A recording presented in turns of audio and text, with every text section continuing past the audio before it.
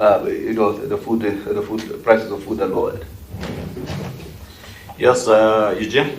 Thank you very much. I think first of all to thank Muliro and the other presenters, and to say I think he has really raised what the other presenters had raised, right from Margaret, who started us off, to Kwame, to Masinde, and to himself. And what he talked about was the issue of breaching the social contract, the issue of the tax burden actually, overburdening the ordinary citizen.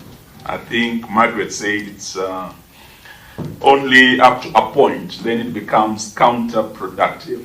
And that overburdening, I think you put it very eloquently in terms of reaching a level where it actually breaches that social contract. I think from the presentation we've had, I want to thank you very much for joining us and making very specific recommendations. I think Masinde had a very interesting analogy of the mosquito net, where the citizen in a crisis during COVID, there were many safety nets that were put in place to cushion the citizen from the harsh economic adversities that came with COVID-19. Some of the things that we did at the time, because I was in that administration, was the reduction of taxes. You have talked about that tax burden. The other experts have talked about reduction of certain taxes. But at the height of COVID, I think we did reduce certain taxes, including the income tax from 30 to 25%. We had the VAT itself. At the time, I think we were at 16%. We reduced it to 14%. And we had other tax waivers for those low-income earners. As I saw in your presentation, you're saying those at the bottom are the ones bearing the greatest burden when we are overburdening the taxpayer. And we had a cutoff for those who are earning 24,000 monthly salaries and below. We cushioned them against this.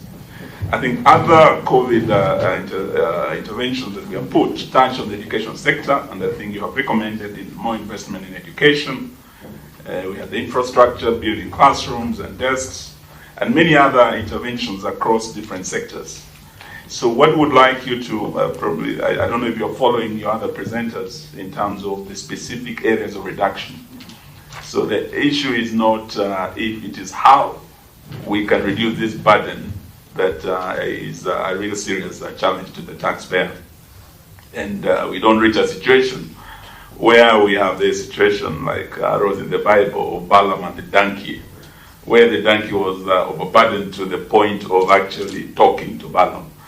I think where we've reached in Kenya today, Kenyans are like that donkey that had to talk, go to the streets and talk and say, this burden is too much.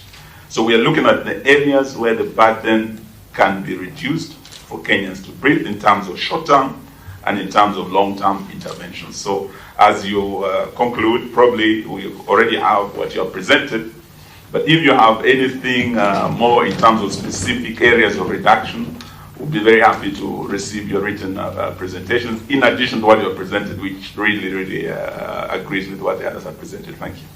Thank you, Eugene. Catherine? Thank you, Arthur, for your presentation.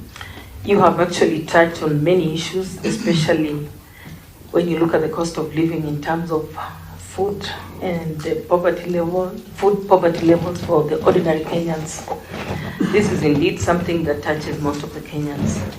And you've also gone ahead to give us and explored ways in which we can pursue to settle this. One of the ways you talked about is the reduction of budgetary deficits. Specifically, maybe you would have gone ahead and looked at this budgetary in your submissions if you're going to do any other supplementary paper. Which specific budgetary deficits are you pointing at? You have been very specific on the tax, and I think I like the idea that you talked about progressive taxation, which will be encouraged for the low cadre people, earning Kenyans maybe to pay less, and also for the well earning maybe well-paid Kenyans earning more. Those should actually be taxed more. But as you say this, let us get the specifics on this. I like your idea on the prioritizing of education and also supporting the small entrepreneurs in their daily running of their businesses. That would also cut it down. But most importantly, I think